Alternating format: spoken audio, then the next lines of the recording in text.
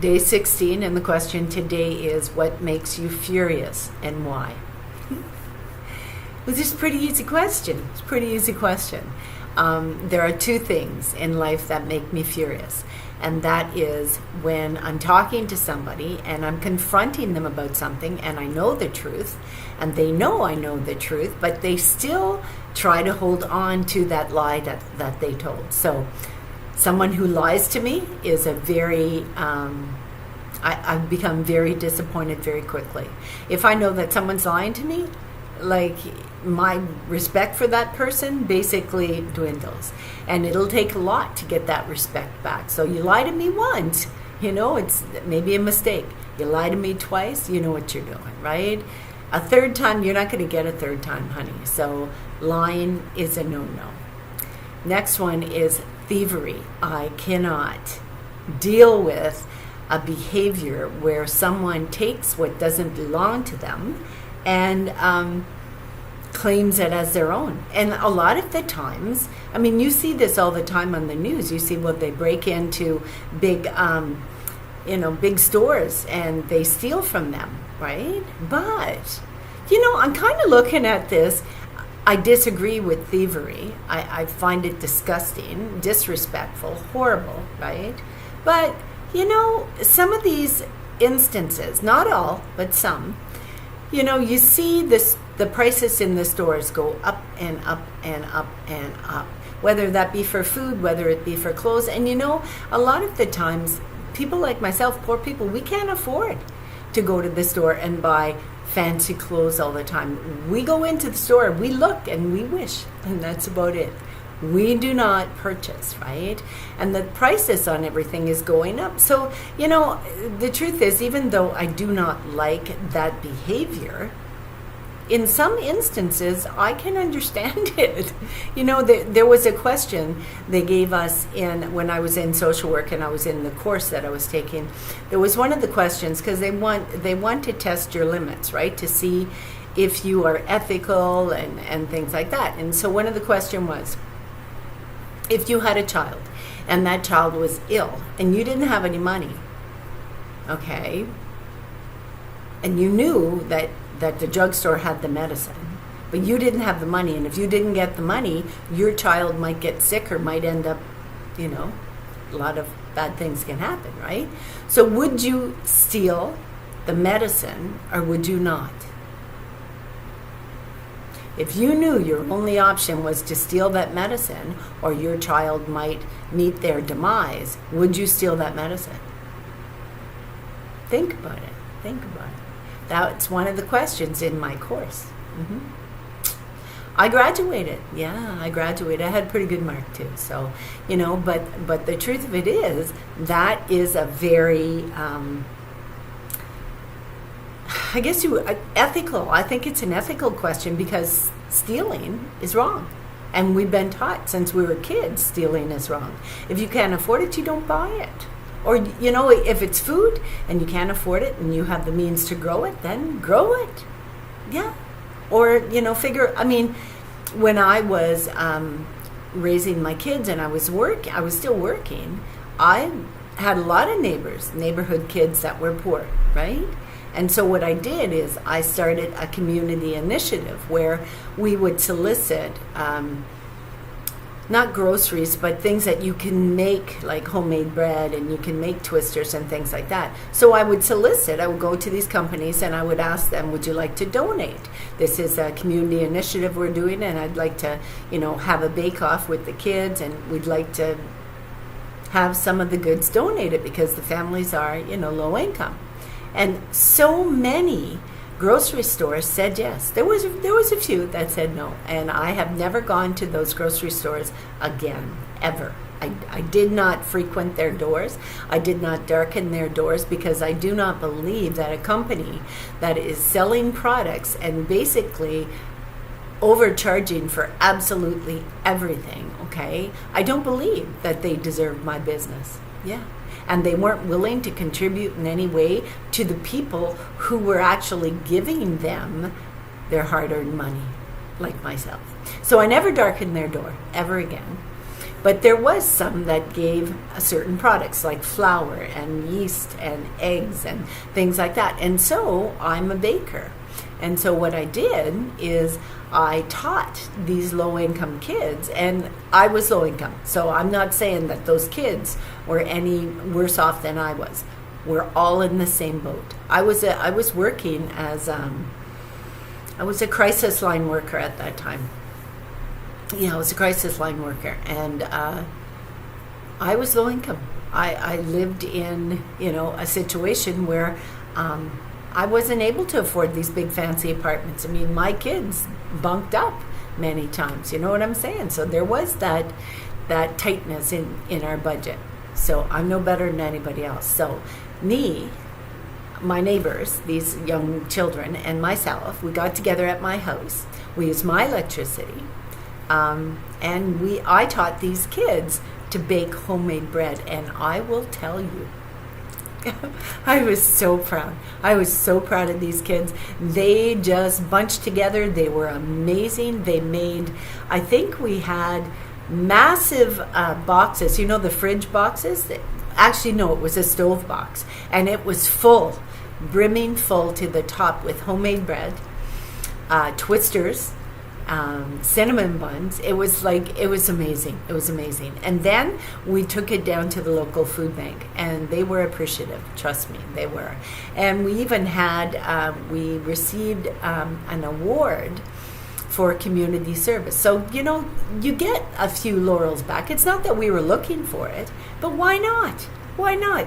These kids put this effort in to help their community, and it was well respected. Right?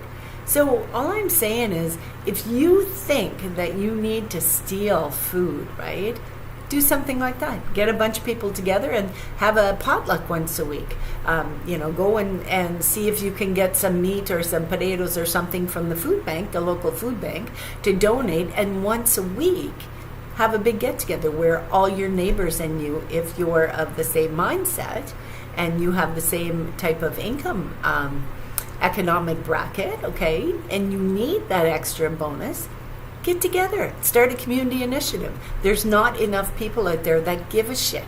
There's not enough people. Trust me, there isn't. I have watched people walk by, homeless people who were literally starving, and you could see they were hungry, okay? They weren't asking for money, they were asking for food. Yeah. Okay, so, and I've seen them walk by and just kind of like this kind of look of disgust. And don't think I wasn't among that group at one point in time. And it wasn't disdain. I was scared. I had been attacked so many times by people who were not in control of their emotions or in control of their faculties because of drugs and alcohol. And so I was scared. Yeah, so I would cross the street. Then there came a time in my life when I seen that head on. I seen that firsthand. I became someone who needed that extra help. And so I thought, instead of whining about it, let me do something about it. So no, I have no use for the behavior of thievery. It's wrong, totally wrong. I disagree with it. And if you're guilty of that, you need to take a long look in the mirror, like seriously, because it's not right. And even that question where if your child was dying and the only way that you could get that medicine was to steal it, that's kind of tough.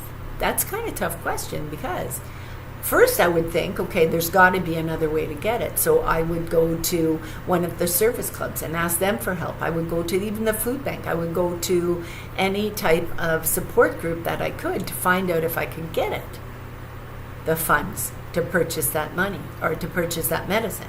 So there are ways. You could sell something.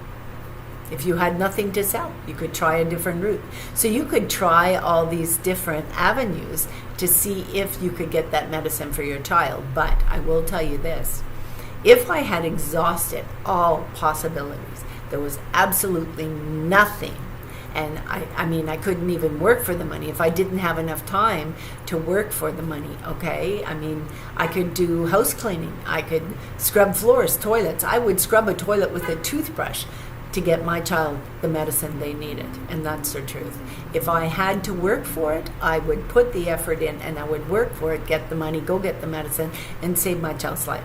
However, let's say you didn't have enough time to make that money. There's another option. You don't have to do thievery. There is another option. You could ask for the funds ahead of time. You could ask to be paid for a job ahead of time and use that money to go get the medicine. Yeah. Or you could approach the druggist, wherever this may be, and say, look, my child is going to die if I don't get this medicine. My child's going to get sick if I don't get this medicine. And I'm working, and I will have a paycheck on such and such a day. If I sign a promissory note, and I have it notarized, will you give me that medicine for my child? They might do it. You never know. But there are different avenues that you can take besides stealing it. But if you're just going willy-nilly and you're doing it for fun and you're doing it for flair and you're doing it to get your name in lights, you're going to get them. You're going to get your name in lights, yeah. And you're going to get a picture taken with your name also. And it's going to be put in a book and it's going to stay with you for a very, very long time. Know what I'm saying? But there are even avenues where you can go. You can go to a church, a charity organization. Salvation Army in Canada. I don't know about in the States. In Canada, Salvation Army. There is so many support groups out there that are willing to help. Many of them. Knights of Columbus. So I don't think that stealing is the answer. I really don't. But I'll tell you this, and the truth is, and I think it goes for anybody. If there was absolutely, totally, and completely no other options, and your child needed that medicine to save their life, I don't know, I might be getting my picture taken. You know what I'm saying? But that's after I had totally exhausted all my options. And there are many options out there. There are so many options. We all say that this world is going to hell in a handbasket and that nobody cares and that the grocery stores don't care and they're putting the price up. But think about this. The grocery stores have to pay for those products to be shipped, to be put on the shelves. You know what I'm saying? The grocery stores have a lot of overhead. Yeah.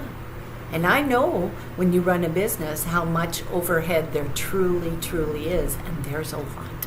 There's a lot. And when there isn't, they find a way to make a lot.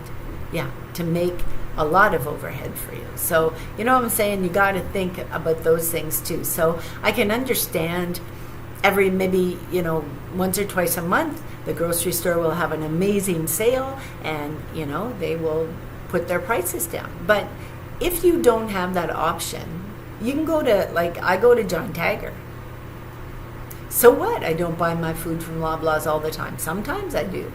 But if I can't afford it, I'll go to John Tagger. I'll go to, wherever, right? The farmer's market. And I'm frugal. So let's not veer off topic because, like I said, I have a tendency to get kicked. So, so lying and thievery are two things that I will not condone. I cannot accept that behavior. I can't say that I hate a liar and I hate a thief because hate, like I said, is a very strong word and it has a tendency to kind of bounce back to you, right? So I'm very cautious on that. I'm very cautious on that negative word. But those are two behaviors that I can never, ever, ever condone. And there is another one that I just had a circumstance where this happened to me recently. And it was kind of hurtful. It was kind of hurtful. I had someone say to me, I'm not responsible for you. Yeah, I'm not responsible for you. And it was in a conversation. And it was someone that I trusted. And I was voicing my disappointment in something. But I was voicing it as a joke. And I was voicing the disappointment in something that they had said or that they were going to do, okay? So we're not going to get into that. It's nobody's business but mine. But I was voicing my opinion, and this person said to me, well, I'm not responsible for you. And you're right. You're right. You're not. No, you're not responsible for me. But sometimes we are responsible for hurting someone's feelings when we say something that sounds very uncaring, right? And so, yeah, that is something that doesn't make me furious, but once again, there's that play on words, right? Furious and hate and disappointment and, all in the same kind of ball game, you know what I'm saying? So I was hurt, I was disappointed, but moreover, I thought, don't play games. I'm 63 years old. I've been the ball field, okay? I have ran that whole ball field a couple of times, and I don't put up with that shit no more. I don't play those games no more, okay? Don't pretend to care about somebody. Don't pretend. Don't put on any pretense, especially with me. Don't put on a pretense with me. You don't have to like me. You don't have to love me. You don't have to care about me. You don't have to be responsible for me. But try to be human, right? Try to be human. Try to be non-narcissistic. You know what I'm saying? Stop thinking about your feelings. And, and in this same context, I had said something to this individual one time, and this person got upset and said, talk to me with more respect. I was like, whoa, like, geez, okay. And then it's like, is this my karma?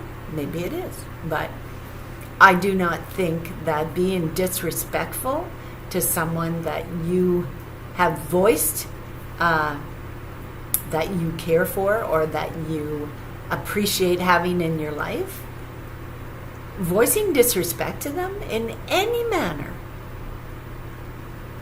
is wrong. And so, I am of the mindset that if someone shows you once that they don't respect you, and then all of a sudden, and that first time is like maybe a oopsie, right? Like, oh, I didn't mean it, I was just joking, whatever, that's fine. You do it a second time and a third time, and sweetie, don't forget to slam the door behind you, because I won't go there anymore. And I won't. This friendship with this individual has ended, and I'm okay with it. They're okay with it. They see that friendship would go nowhere anyway. And so, so it was the end of that. And I have learned over my 63 years to stand up for myself and to not put up with that and to not allow somebody to disrespect me. And so that's what it is. So those are the three things, basically, only, that I could think of that would make me not necessarily furious, but very disappointed or disillusioned in a connection or in a relationship or in a situation, whatever it may be. So that was day 15, day 16? Yeah, that was day 16. So it says, what makes you furious and why? And there's my answer. So I shall see you on day 17, and I'm really curious about what the question is for day 17. So I shall see you then. The good Lord be willing. Good night.